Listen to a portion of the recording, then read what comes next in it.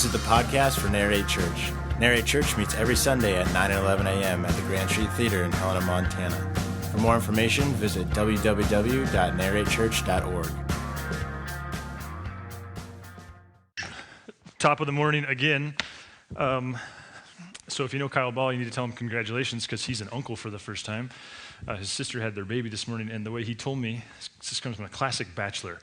He walked up to me and said, "So my sister had the kid." I said, "Does it have a gender?" He said, "Oh yeah, it's a boy." "Does it have a name?" It's awesome. If you're a guest with us, welcome. We're thrilled that you're here. We're in this series right now called Finding Your Balance, and what we're talking about is how the principles of physical balance parallel the principles of financial balance, and we're just exploring how there's these three pretty basic laws of physical balance, and how perhaps if we understood them, we might even further sharpen our desires to be financially balanced. And so the first law of physical balance, how's that? I have not been practicing. I just want you to know I've been leaving this here. Actually, when I practice, my least favorite part is when I have to stare at my ceiling and pretend like I'm balancing this pole that's not at my office, it's here. The first law of physical balance is you have to have a proper reference point. Obviously, in the case of this, it's staring at the top of it, because if I try not to stare at the top of it, hey, look at that. So anyway, the other way you can think about this is when you cross the creek by way of a plank or a board, you find a spot to stare at, right? And if your person you're hiking with tries to have a conversation with you, you will say something to them of the effect of "shut up," because you're trying to concentrate and you just kind of instinctively stare down that spot. Or there's Karate Kid. Remember this one? Right? And he's not like gawking around, like he's got the guy in his sights because he's got to be balanced. And so what we talked about in that first week was that when it comes to accomplishing financial balance, it's pretty basic, but perhaps you need to know where your money's going. That if we're going to even begin to balance our finances, then first and foremost, we should be able to look back and say in any given week or month or even year, hey, here's where my money went. That's part of what it means to be a good manager. That's part of what it means to be balanced. And to that end, I challenged you to just try it for a week. And I thought I would also throw out there this morning that since that weekend, I've received emails from two different people whom I really trust and said, "Hey, Adam, you need to check out this website called mint.com. And I think it's put out there by Quicken. It's all free and secure. It's membership-based. But what it allows you to do is enter your bank accounts and kind of customize your tracking. And so I think it's going to take me 2 hours. I'm about halfway into getting my stuff dialed for 2013. So it's not quite too late because there's only 2 months worth of transactions to deal with. But you can dial it in, and you should be able to accomplish the very thing we're saying, that you should be able to have a reference point for all things finances, and then therefore your budget becomes that much more sharp. Or if you don't have a budget, which you should, if I could just say that.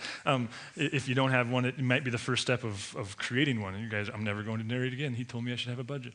So okay, sorry. The second law of physical balance is you've got to have a clear objective. Obviously here it's to keep the pole vertical. We said several times that if the officer draws the white chalk line on the asphalt, the goal is to go home in your car, not theirs. If you're crossing a creek, the goal is to stay dry. If you're Karate Kid, it's to try to take out the bad guy. And last week we explored this question, and I kind of think this is the most important part of the series, because no matter how spiritual you are or aren't, it can be confusing to know what's the proper objective when it comes to balancing my finances. Is it giving? Is it saving? Is it making? Is it spending? Is it not spending? So many different spiritual answers to that question, so many different cultural answers to that question. And what we tried to do is back it up and really take it from a more holistic standpoint and go, wait a minute, isn't the goal to honor God with everything? Everything comes from God, everything is distributed by God, and therefore the goal isn't just to pay God off with a percentage, though percentage giving is important. Many of us, we talked about last week, if we're frequenters of church, if we follow Jesus, if we're spiritual people, we've become accustomed to giving a percentage, and that's very important from a spiritual discipline standpoint, but it can also lead us to go like, okay, God, you got your 15, now leave me alone. And at the same time, for those of you that aren't givers at all, I think it's important to even use a rubric that's more all-inclusive than even I provide for my family or I make money. And we just said, wait, it's all God's, so we honor him with all of it. This morning, we're going to start what will be a 3-week process of talking about the third law of physical balance, which is you have to make constant corrections. Constant corrections. If you're going to balance something, this is what makes financial balance in particular so difficult, because you can have a system that works really, really good on March 1st of 2012, and that system might not work as well in March 1st of 2013. And so we're constantly making corrections, hence the need for tracking, hence the need for budgeting, all those different things. And this morning in particular, what I want to talk about when it comes to corrections is consumer debt. There's a fun one, right? Yay, I'm going to church today. We're going to talk about consumer debt. Can't wait. I'm actually surprised how many of you are here after my email. We're not going to talk about corporate debt. We're not going to talk about business debt. I'm not a businessman. We take a lot of pride, the council and the staff, in running Narrate in many ways like a business when that's appropriate. And yet I don't fancy myself a businessman. I rely upon the wisdom of those around me. And I realize that when it comes to business and debt, it's a little bit different conversation, though I would think that many of the principles could apply, but I just don't want to go there. That's a completely different conversation. But let me pause before we jump into that. Because I recognize, or at least I hope, that part of what we do around here is we try to create experiences that people who don't like church would like to be a part of them. We like to say that we want to be the type of church that the most ardent critic of Christianity would be bummed if we went away, which means that our hope would be that we are constantly interacting with people in this environment, in our gathering environment, who haven't been to church in a very long time or perhaps ever, and our job is to put a microphone in your face and make you introduce yourself and tell us your life story. Of course, that's a terrible joke. What I recognize then is that there's terrible irony to talking about money. And I want you to know that if nothing else, that we're sensitive to that. We recognize that in talking about money, we could undo a process that's taken you months and even years to once again reconsider church. Maybe your issues aren't with Jesus, they're with places like this. We can undo, apparently, years of work between you and the Lord. I get that it's messy. I get that all too often guys like me take advantages of microphones like this and venues like this to twist arms and get money. And I will be the first to say you need to exercise discernment on that. That's a very troubling thing. It does beg the question, if the goal is to create those types of environments, why do we broach the subject? And I was just thinking during that last song, to be honest with you, I would love to not broach the subject, and yet I think if I didn't broach the subject, I would fail you as a leader. But because when I look at Jesus, I don't see a spiritual leader. I don't see a religious leader, excuse me. And what I mean by that is a religious leader, in my understanding, is preoccupied with what happens to us after we die. And as I read the Gospels and I read the New Testament and I read the Bible, God doesn't strike me as someone who's simply preoccupied with what happens to us after we die. He's preoccupied with helping us live. As the great C.S. Lewis used to say, to help us consider a whole new way of being human. What that means is Jesus' teaching is it's holistic and it's here and now. Eternal life, which is a phrase that you may be aware of, often used by people like me to refer to life beyond death, especially as we get into this Lent and Easter season. Eternal life in Jesus' world meant something entirely different. It didn't refer to quantity, but rather to quality of life. In fact, one of the more telling interactions that Jesus had to this end was at one point he taught something that freaked people out. Droves of people, hundreds, it looks like thousands of people went we're out, sorry, tap out, we're done. And Jesus turned and he looked at his guys, some of his closest friends. I'm assuming it was the 12 and maybe even some of those women that were a part of his disciples, and he said, hey, you guys leaving too? And Peter's response, which we'll have on the screen, is super telling. It says, Simon Peter answered him, Lord, to whom shall we go? You have the words of eternal life. It's not, Lord, if we leave, we go to hell when we die. It's, Lord, if we leave, who's going to be our teacher? Who's going to be our mentor? Who's going to help us understand how to navigate this thing called life and experience life at its best? I think of it like this, and I think it's an imperfect illustration, but I'm imperfect, so I got an imperfect illustration. But I imagine that if I have 3 little boys, all of them are in elementary school right now. They all don't have a speech impediment like I do. I imagine, if Lincoln, say his junior year of high school or a senior year of high school is a particularly accomplished athlete or musician. And not that that's a priority necessarily for me, but I just imagine if that were the case and the way I might think about his coach. Because if your son or daughter is in that position, as you imagine your son or daughter being in that position, won't you hope that coach is about more than winning games and dribbling basketballs and making baskets and catching footballs? Like, won't you recognize that that coach, to really qualify as a good coach, needs to do far more than just win games and add to his own mantle of trophies and state championships or whatever, but that coach, to really qualify in your heart as good, will help your child connect life to sports.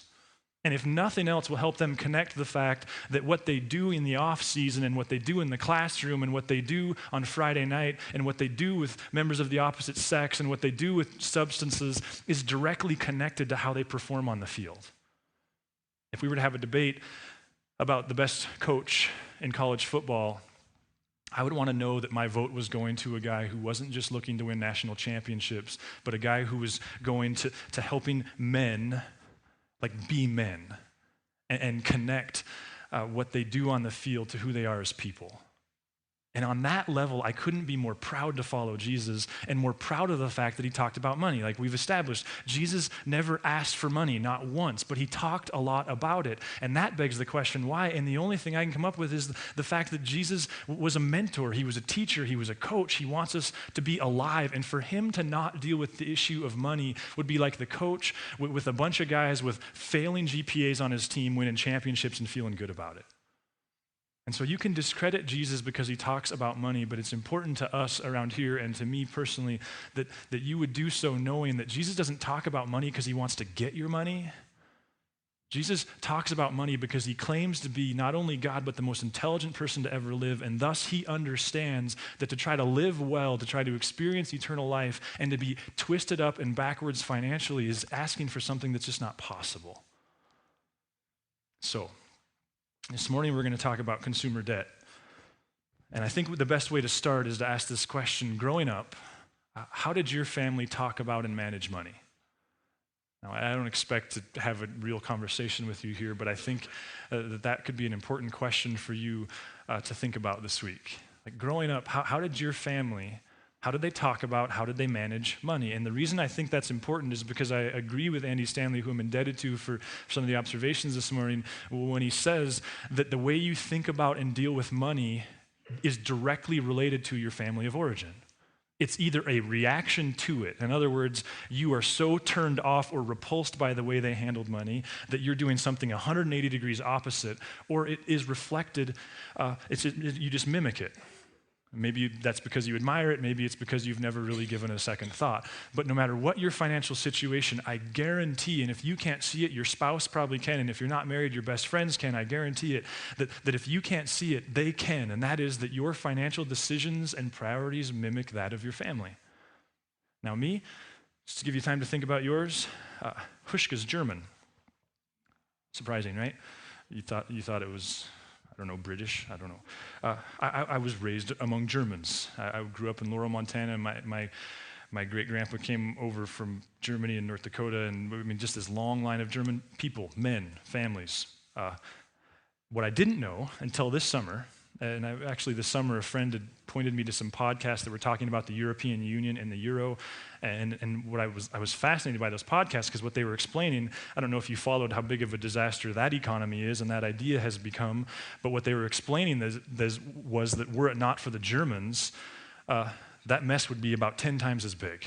In fact, were it not for the Germans, what they're saying is, it would be terrible because the Germans historically are savers. Or as Elaine said to George, they're tight with their money. Germans, they save things. They're conservative. They're careful. And in the global economy, Germans are rather infamous, or at least it's a safe generalization, that they're tight. They're safe. And so leading up to the building of the European Union and the idea of the euro, it was the Germans going, I don't know about this. And it was their voice of caution that really shaped the whole idea. And even today, it's the Germans that are going, I think we need to dial this in, and they're the ones in the European economy with the positive ledger.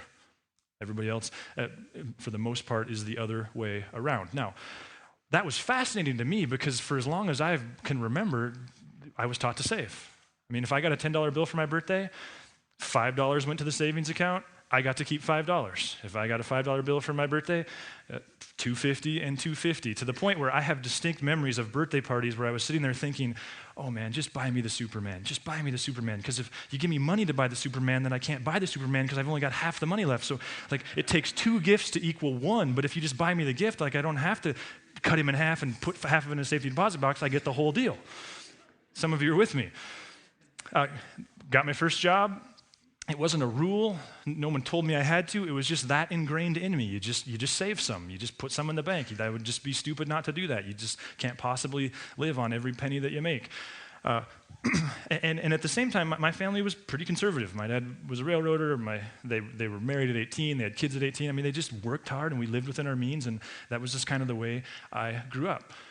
In my late teens and early 20s, I started getting serious about following Jesus, and it was then that I was introduced by a variety of people to this idea of giving.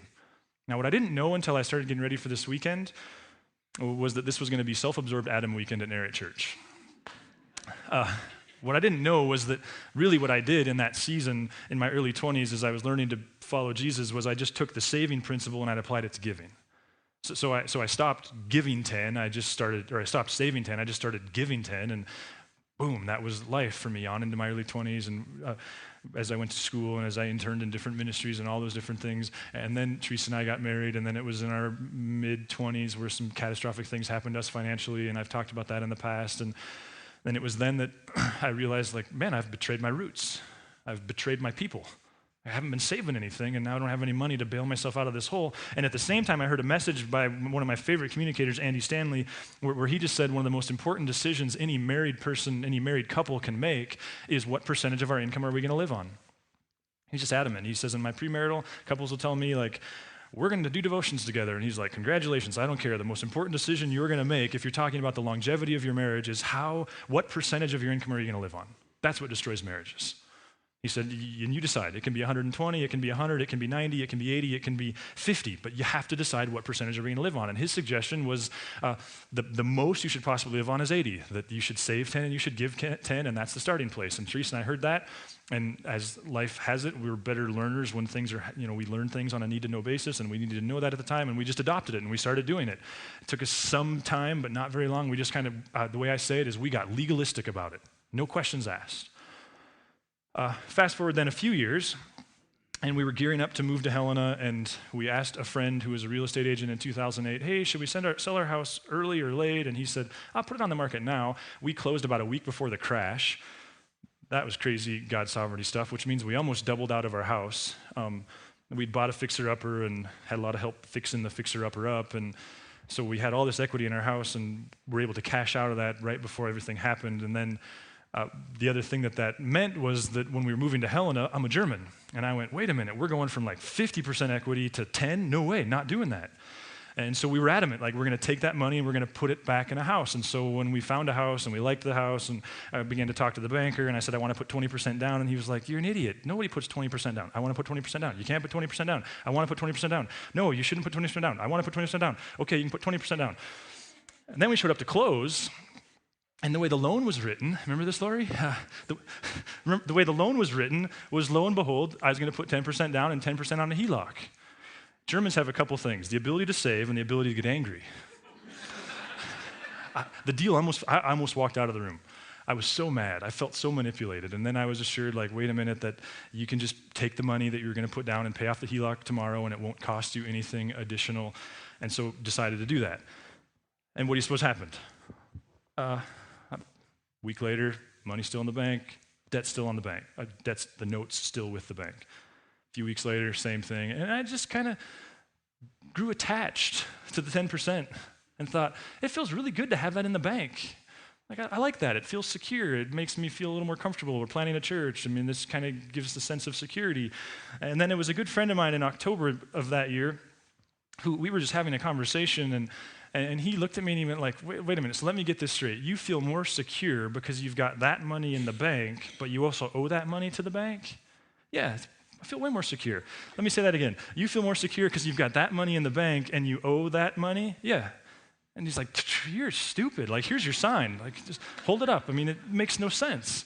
And he began to challenge me then in this really gracious way of, dude, like, debt-free is possible.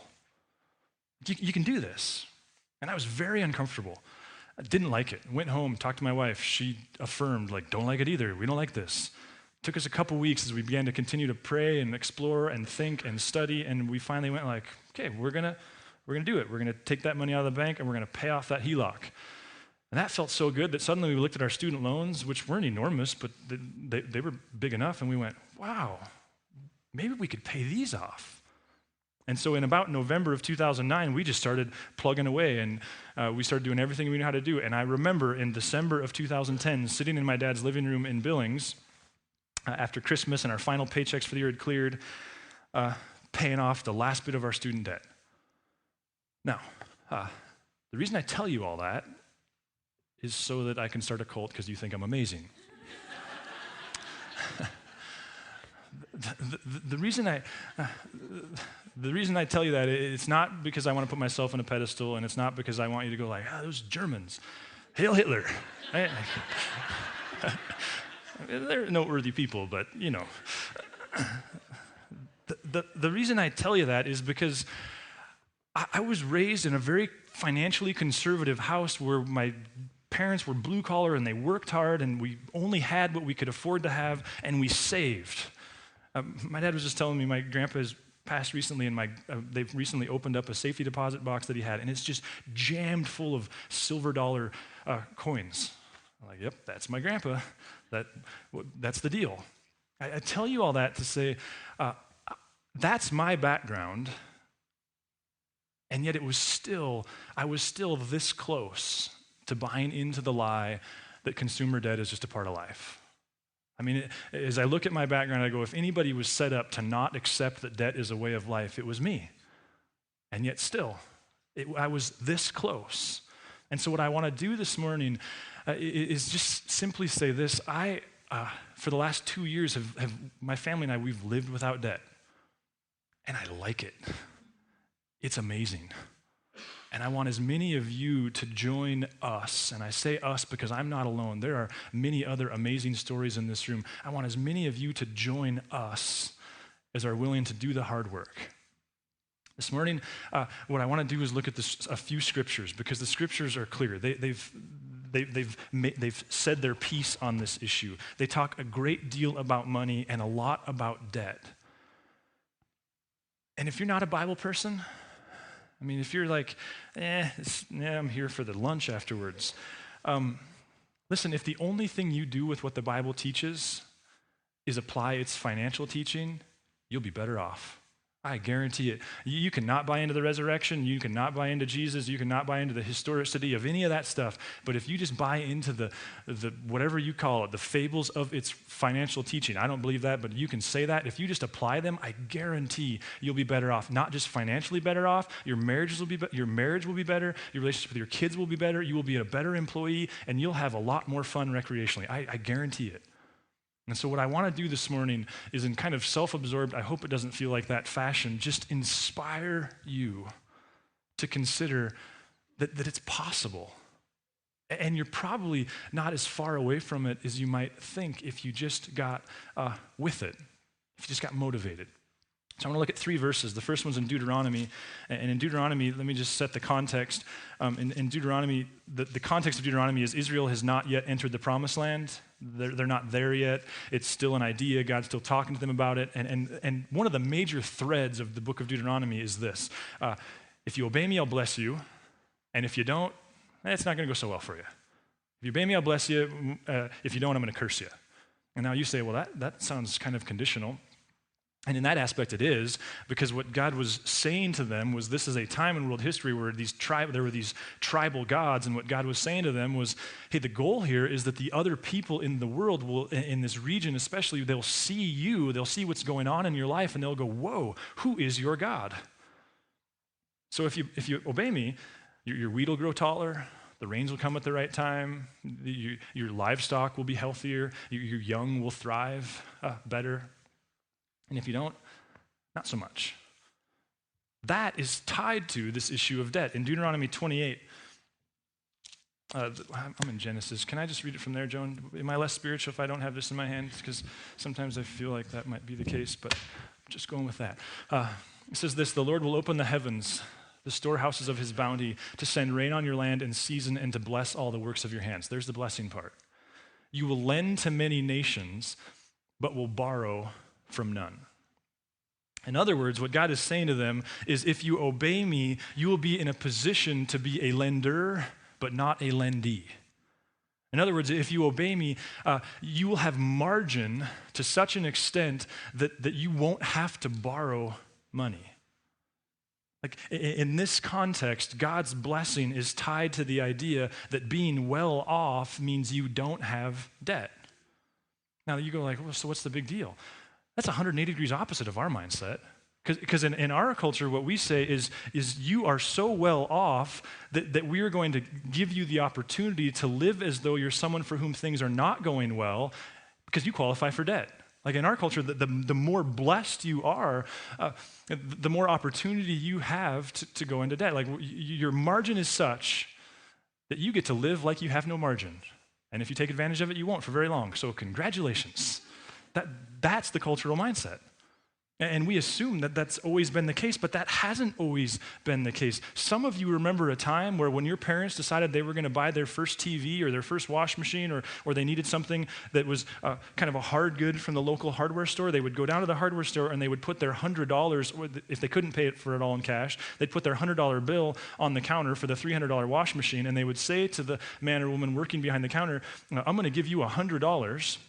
And what I want you to do is I want you to take that wash machine and I want you to stick it back in your warehouse and then hold on to this $100, and then I'm going to come back every month or so and I'm going to give you additional money. I'll give you another $50 next month, another $50 after that. And when I've paid it off, I want to take the washing machine back to my house. That was called what? It's called layaway. And if you're less than 30 years old or so, you go like, that is stupid. Just give them the credit card. I mean, come on, why don't you just use the Visa card? I mean, I imagine if you went down to Helen Auto Center today and you and your family have been saving for your next vehicle and you got $7,000 cash and that's been a lot of work and you kind of got something in mind and you find out that they've got the perfect Suburban that you're looking for and they're asking 11 for it and you talk them down to 10.5, and so you get to that point in the negotiation, then you walk into the area where you're supposed to get the deal and you say to the guy, okay, here's the deal, I got $7,000. The guy's like, great, we'll loan you 35. No, here's what I want you to do. I'm going to give you the $7,000. I want you to put a cover on it, park it in the back lot, start it once a week, and I'm going to come by once a month and I'm going to pay you $500. And at the end of the summer, I think I can have that thing paid off. And when I do, I want to take it home. Can you imagine what that guy's going to do? He's going to ask for a UA on your blood or your urine or something like that. I mean, he's going to think someone's lost their mind. But here's the deal. In that system, when you make the last payment, when you pay for it in cash, the item it's brand new, or at least it's new to you. In our system, when you make the last payment, you don't even know where it is.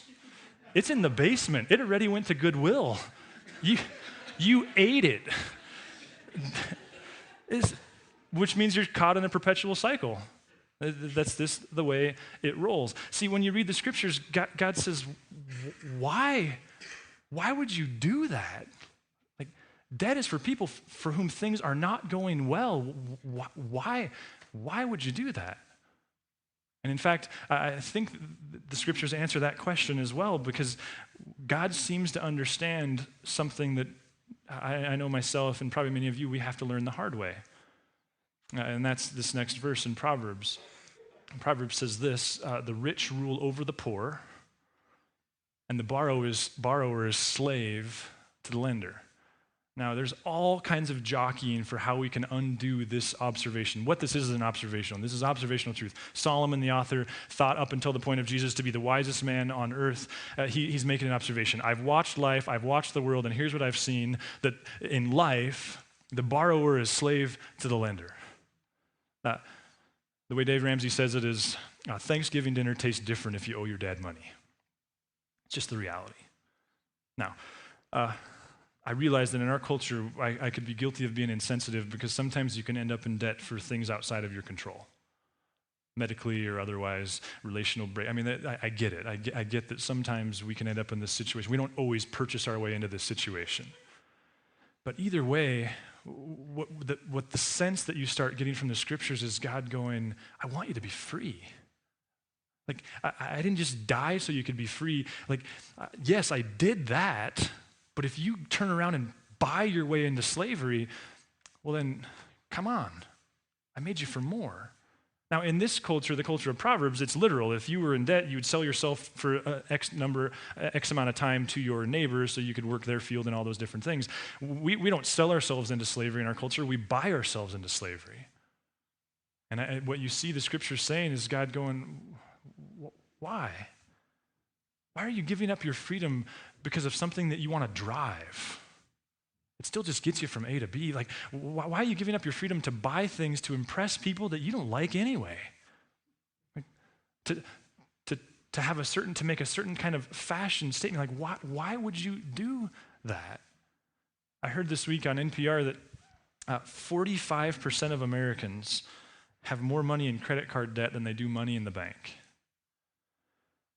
Again, I don't say that to indict them. I say that to go, what I understand on this side of debt is there's a lack of freedom in their lifestyle. There's a level of pressure that God didn't make them for. God's going, why would you do that for a car, for a computer that just does the same thing? It surfs the internet. Like, why? Why would you do that? And in fact, I think the scriptures actually begin to answer that question too. They seem to address it rather directly. The words are, it's self-control, I think. I mean, if we're to be honest, this isn't a math issue. This is a self-control issue. Proverbs says this, like a city whose walls are broken through is a person who is lacking in self-control. Like a city whose walls are broken through is a person who's lacking in self-control. Now, you understand how self-control with regard to your anger can get you in all kinds of trouble. You understand how a lack of self-control as you surf the internet can get you into all kinds of trouble. You understand how a lack of self-control in almost any area. Listen, I just want to maybe suggest, and maybe this is too bold, but like we buy our way because of a lack of self-control into debt. We tell ourselves it's because the economy got bad. We tell ourselves it's because we lost our job. But the reality is we had margin. We went into debt because of it. And the financial bump just exposes a decision that we made way back. It's not popular to say it, but that's how that works. The word picture of Proverbs, I think, is brilliant because what he's saying is, imagine that you're somebody who's worked really, really hard to secure your city. You've secured, I mean, this is an ancient time where your city and your country are all the same thing. Imagine that you've created food supply, you've created water supply, you've built walls around there, and then an enemy comes along and knocks over a portion of your wall and ends up inside your city. What they're saying is, before long, hey, you're going to be a prisoner to the people that broke in your wall. Like a city whose walls are broken through is the person who lacks self-control. This is hard, but what would you expect God to say on this matter? This isn't, in my opinion, a God who's going naughty, naughty, naughty, naughty, naughty. Shame, shame, shame, shame, shame. It's a broken-hearted parent saying, I had so much more for you. I have so much more for you. But your greed has gotten you in trouble. I think there's a third compelling reason why it's worth, or fourth compelling reason why it's worth looking into this, and that's something that you've experienced no matter your religious conviction. You know those times when you're in the office and you overhear a coworker who has a need, or your kid comes home from school and he's pumped about going on the ski retreat and his friend can't go because his friend can't afford it. Or you're at church and you hear about a trip to Ecuador and you'd love to be a part of it, or you'd love to help someone else be a part of it. Or any number of those things where there's opportunity to be generous and your heart goes out, you know? Love to buy that coworker anonymously a new set of tires, know that she's going through a divorce and it's a tough time. Love to just kind of anonymously bless them. And you have this idea, you're compelled by this generosity, and everything in your guts, everything in your heart says, like, do it, give. And Visa and American Express and the credit union says, pay. Everything in you says, give, give, give. And everything in them says, pay, pay, pay. And who wins in those moments? Your master. your American Express card, your Visa. This is what Jesus was getting at when he says, hey, you can only have two bosses, me or money. And we go, man, that's pretty dramatic and pretty extreme. I think it's just a glimpse at how intensely practical he is. He knows what you and I know. Your obedience is limited to your financial decisions. Just period. End of that conversation. Like, we can have these ethereal kind of hoity-toity conversations about God, or we can talk about the stuff that matters. And Jesus is going, but in those moments, your boss wins.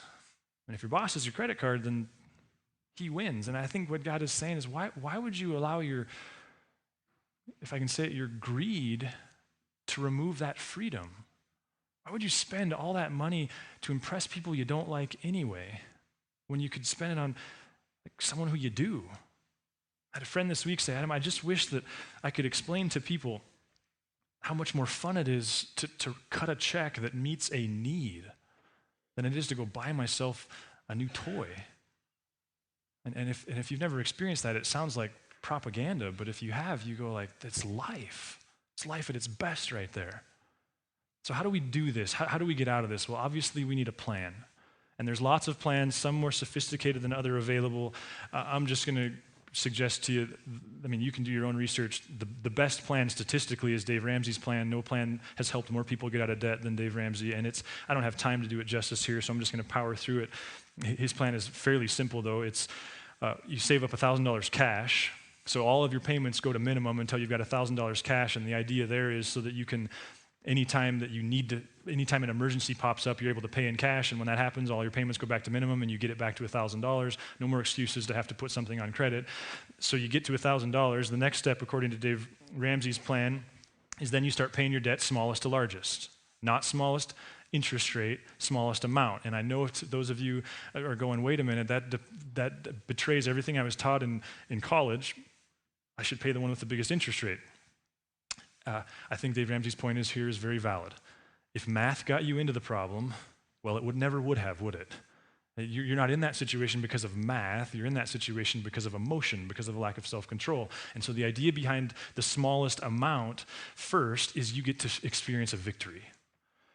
Kind of like when the Broncos play like the Chiefs this year. I mean, it was just like boasted them, like it grows your confidence. You get more confident in what you can do, and boom, we can move forward.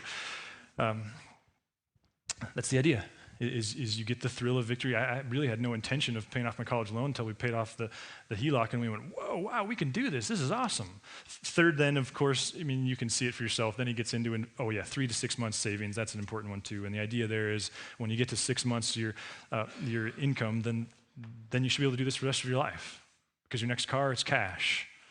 The next time you go on vacation, it's cash. Like now you've got the discipline, you're operating in cash, and suddenly, whether you go on vacation or you buy a car or you go skiing, you enjoy it more because you don't feel guilty afterwards, and you don't wonder how you're going to pay for it.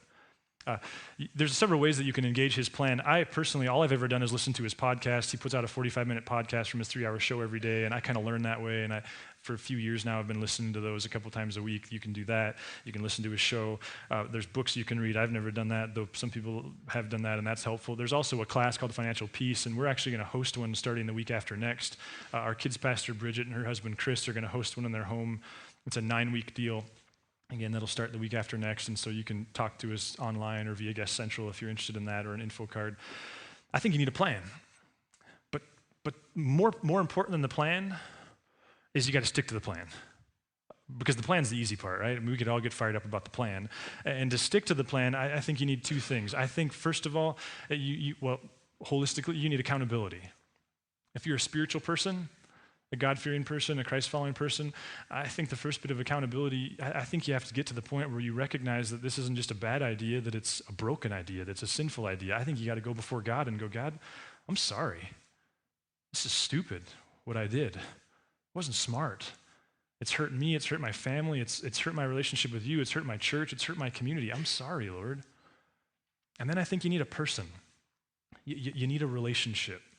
And that can be a group of couples in the form of a small group study via Financial Peace University. That can be just asking somebody who you have a relationship with, who you know is several steps ahead of you on this, if you can buy them coffee. If they can buy you coffee, maybe you should do that because you might have to put it on the credit card, but just let them know, because I guarantee that person would be glad to pay if you have to put it on your Visa. And you just got to sit down and go, okay, I got to divulge some things. Please don't roll your eyes until I walk out of the room. Don't laugh at me in my presence, but I just got to tell you what I've done. And I need your help. And it just kind of depends on your learning style, whether you need kind of that one-on-one relationship, whether you need that small group relationship. But I know you need somebody. That's just good practice. And if you don't know, if for you it's like, I'd love to buy that person coffee or meet that couple, and you don't know them, I'll introduce you. I'd love to broker that, because all my friends that I know who are debt-free, they would love to sit across from a person like you, and it would be thrilling for them to watch you dig your way out of that hole. So let me know if we can help you via that relationship. But you need a plan, and you have to stick to the plan. And to do so, I think you need a friend or a group of friends. Listen, I want this for you so bad. Like I am so convinced that to really experience the life Jesus has for you, that you have to have this kind of financial freedom. I want this for you so bad. I'm so convinced that God wants this for you. But it doesn't matter how bad I want it, and it doesn't matter how bad you want it. Just like we say around here, we can't care more about people's spiritual lives than they do. Like, it just gets dysfunctional when we do that, when we own them more than you do. It's true financially. It starts with you. You have to want it. And probably like me, you have to begin to accept that it's possible. And if you do, I guarantee you're going to have less stuff than other people. You won't have the latest, you won't have the greatest, it won't be as shiny, you probably won't look as good, or at least you'll be like me and you'll only have 4 shirts. I have more than 4 shirts, but you'll begin to notice, like, okay, 4th week of the month, Adam's wearing that one. Oh, Adam added a new shirt to the rotation. Wow, like, I guarantee you just won't have as much stuff. I promise. It won't be as shiny, but it'll still surf the internet. And it'll still be less awkward than you being naked, and it'll still serve those. I mean, you'll be okay. Your electronics will be a little more dated, but you'll be okay. I want this for you. God wants this for you. You have to decide if you want it for you. And if that's you, I think you've just got to make a decision. You've got to make the decision that I'm going to do this, and I'm going to meet the people I need to meet, or I'm going to take the class. I'm going to ask for help. I'm going to believe that my financial health and my debt health are directly related to my spiritual health.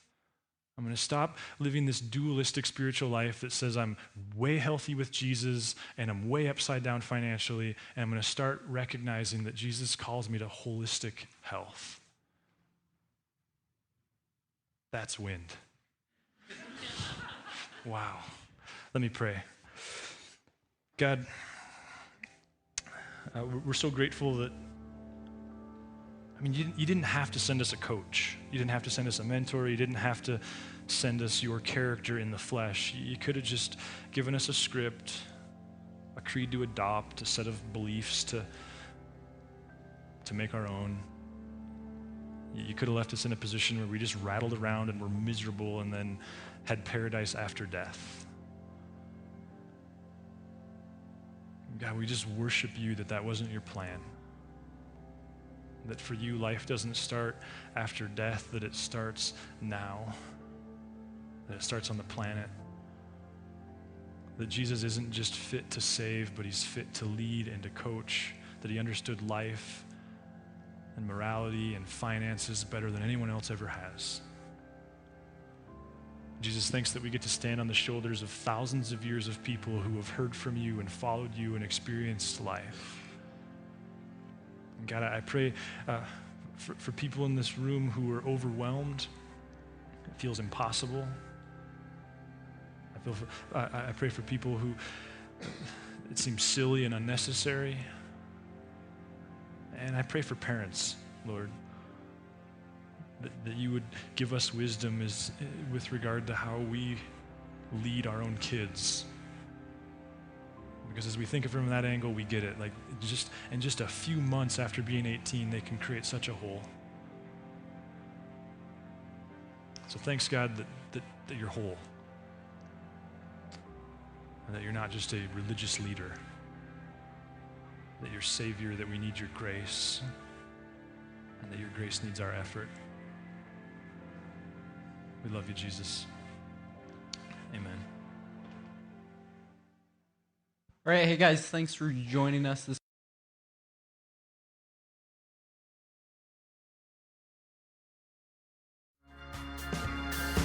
For more information on Narrate Church, visit www.narratechurch.org or download the mobile app, now available for iPhone and Android.